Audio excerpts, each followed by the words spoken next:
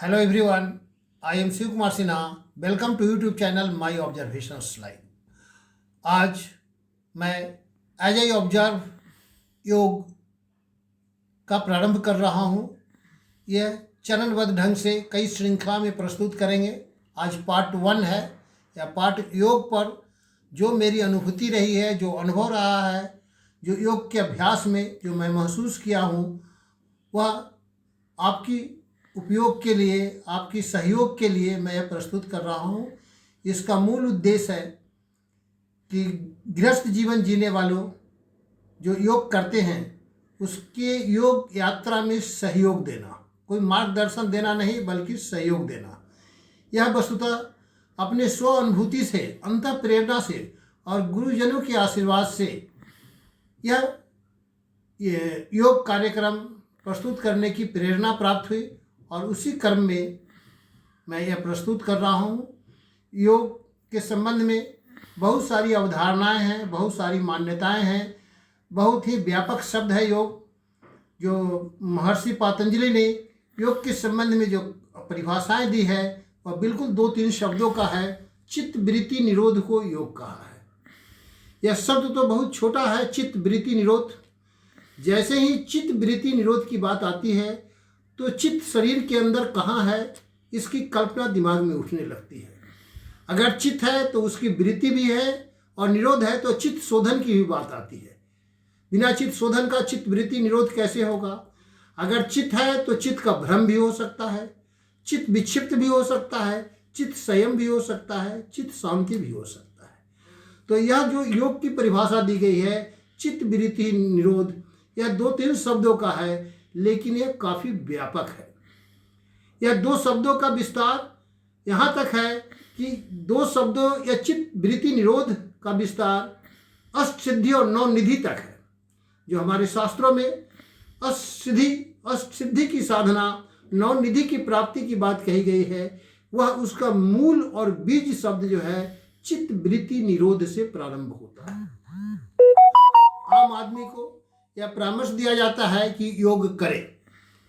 अब यह योग जो है यह 2 शब्दों चित्त वृत्ति निरोध से प्रारंभ होकर और अष्टसिद्धि 9 निधि की बात आती है, वहाँ तक कि कितना व्यापक है, कितना विस्तृत है, कितना विशाल है, यह आम लोगों की समझ से बहुत बाहर की बात है।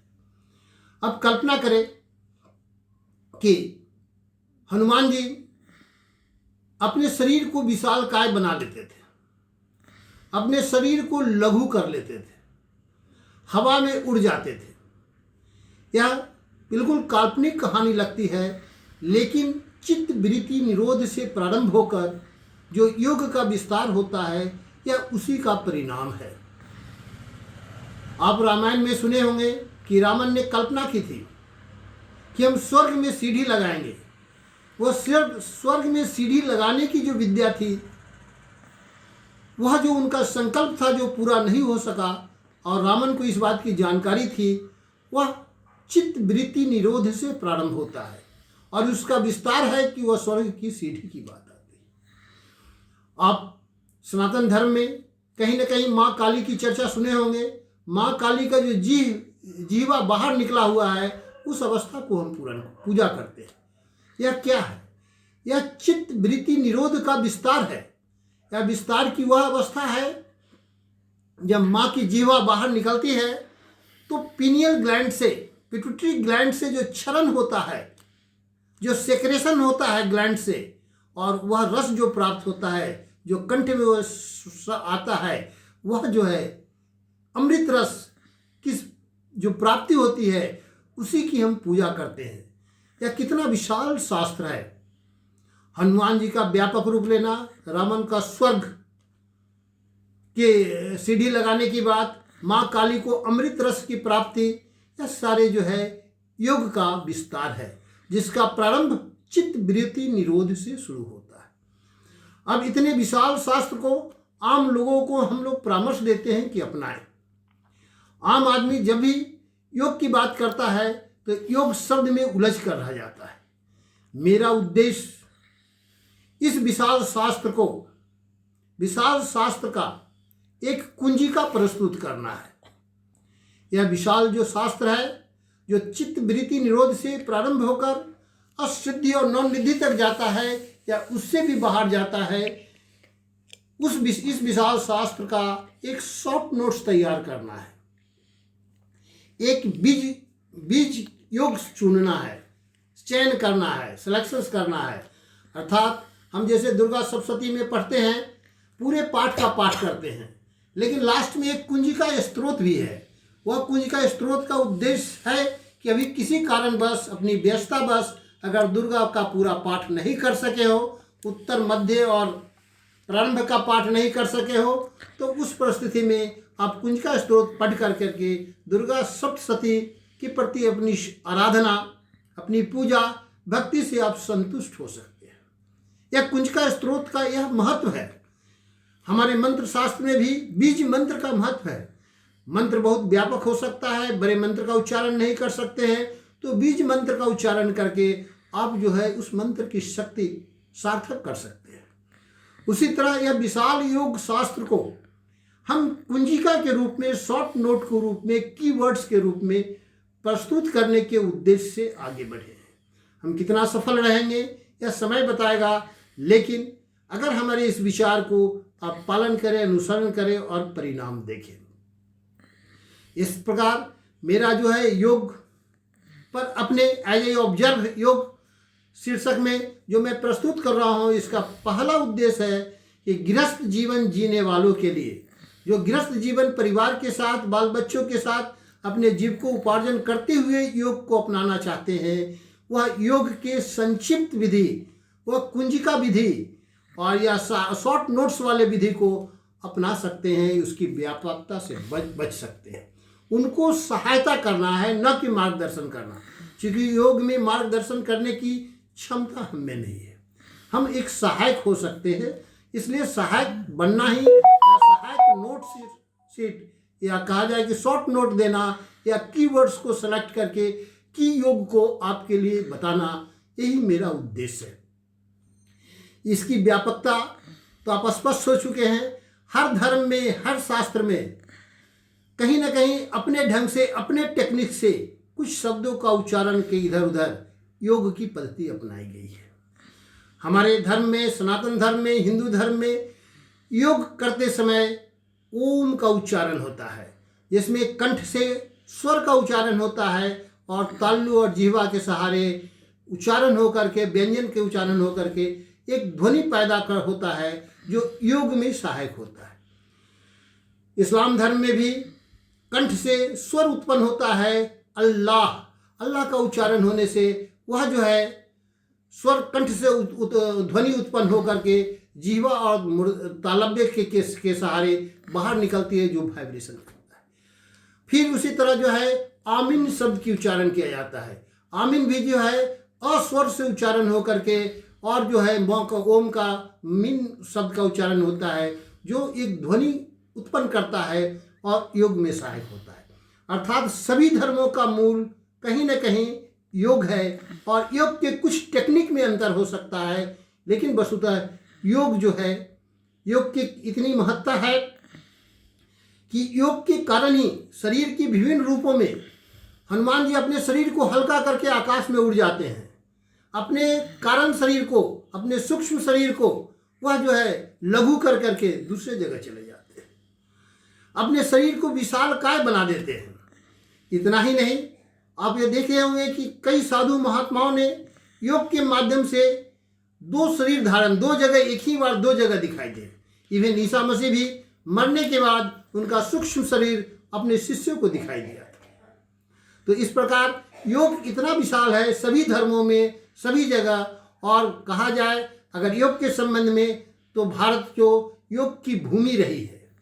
महर्षि पतंजलि योग के पेटेंट व्यक्ति रहे हैं। वो उनके पूरे प्रारंभ से चित्त वृत्ति निरोध से लेकर के उसका असिद्धि, नौनिधि और उससे ऊपर का विस्तार का वर्णन पतंजलि ने अपने योग शास्त्र में किया है। इस विशाल शास्त्र को वस्तुतः मैं कुंजिका के रूप में कहाँ तक प्रस्तुत करने में सफल रहूँगा, वह तो आपके लिए, आपको सुनने के बाद, उसको अभ्यास करने के बाद यह स्पष्ट होगा। फिर ये कह रहे हैं कि योग जो है चाहे किसी भी हो, यह यूनिवर्सल लॉ है। योग का नियम, टेक्निक जो है पूरी तरह वह सार्वभौम है, उसमें कहीं कोई अंतर नहीं है। किसी भी काल में, किसी भी परिस्थिति में, किसी भी युग में योग समान रूप से लागू होता है। यह सारा जो है इसका यूनिवर्सल लॉ है, यह अविनाशी विद्या है। इस विद्या का कभी नाश नहीं होता है, यह सभी पर लागू होता है, सभी के लिए है। इसकी सामाजिक अवधारणाएं जो भी हो, लेकिन धार्मिक अवधारणाएं जो भी हो, लेकिन योग के सारे नियम सार्वभौम है, अविनाशी है। फिर योग जो है ब्रह्मांड का है। मनुष्य क्या है, मनुष्य के बारे में क्या है, या यूनिवर्स क्या है। Universe is individual writ large, माने व्यक्ति का विस्तृत रूप यूनिवर्स है और यूनिवर्स का लघु रूप मनुष्य है। यही यूनिवर्स का परिभाषा है। एक मनुष्य के शरीर में जितने सारे अवयव गुण हैं वो समूचा यूनिवर्स से लिया गया है, यूनिवर्स में उपलब्ध है। इसलिए यह पुरानी कहावत है कि universe is individual writ large. यह जो है यह पूरे शरीर की सभी, यह पहली बात है कि यह बहुत विस्तृत विज्ञान है। यह मानव का विज्ञान है, यह मानवता के लिए है, इंसानियत के लिए है, हैवानियत के लिए नहीं है। यह किसी भी नस्ल और जाति समुदाय का, इस पर किसी का अधिकार नहीं है। सभी जाति, धर्म, समुदाय सभी पर यह समान रूप से लागू होता है। इसलिए यह पूरी तरह जो है, इसकी सामाजिक अवधारणाएं कुछ अलग हो सकती है, लेकिन यह पूरी तरह जो है मानव का विज्ञान है। फिर उसके बाद हम कहेंगे, पहली बात तो स्पष्ट हो गया कि यह जो है सहयोग के लिए, मेरा उद्देश्य इसका है क्रिया योग करने वाले, क्रिया योग का अभ्यास करने वालों को सहयोग करना। दूसरा उद्देश्य है कि यह जो विस्तृत विज्ञान है इसका लघु रूप प्रस्तुत करना, कुंजिका के रूप में प्रस्तुत करना, शॉर्ट नोट्स के रूप में प्रस्तुत करना, कीवर्ड्स के रूप में प्रस्तुत करना। तीसरी बात बताना है कि इसके जितने नियम हैं वह सारे यूनिवर्सल लॉ है। यह जो है पूरे यूनिवर्स में है, ब्रह्मांड में है। चौथी बात है कि यूनिवर्स कुछ नहीं है, universe is individual writ large. फिर यह जो है सिर्फ मानव का ही विज्ञान नहीं है, इसके संबंध में कहा गया है कि यह मानव का, मानव के लिए, मानव द्वारा संचालित विज्ञान है। उसी तरह यह शरीर का विज्ञान है, यह शरीर का, शरीर के लिए, शरीर पर प्रयोग किया जाने वाला विज्ञान है। यह शरीर के विभिन्न अंगों को सुदृढ़ करने का, स्वस्थ रखने का विज्ञान है, शरीर के सभी अंगों को।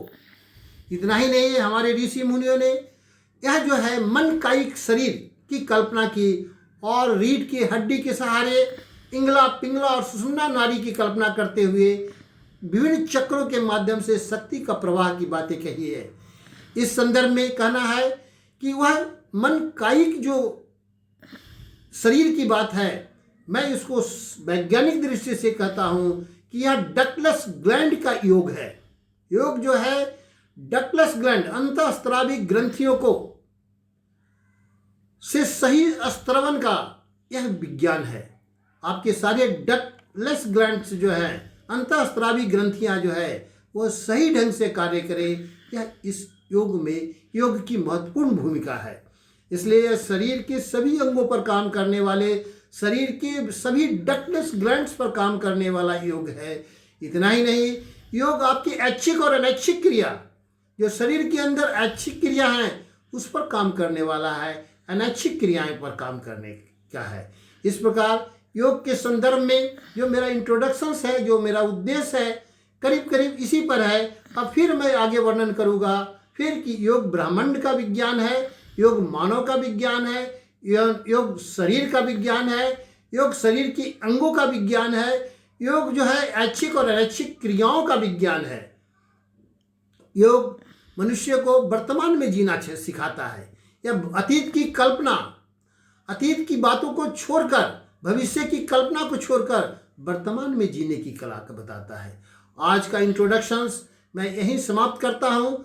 कल पुनः योग जो है मानव का विज्ञान है या मानव को निरोग रखने का विज्ञान है, इस पर फिर आगे बढ़ूंगा। अगर यह मेरा इंट्रोडक्शंस योग के संबंध में आपको अच्छा लगा तो इसे आप लाइक करें, शेयर करें, सब्सक्राइब करें।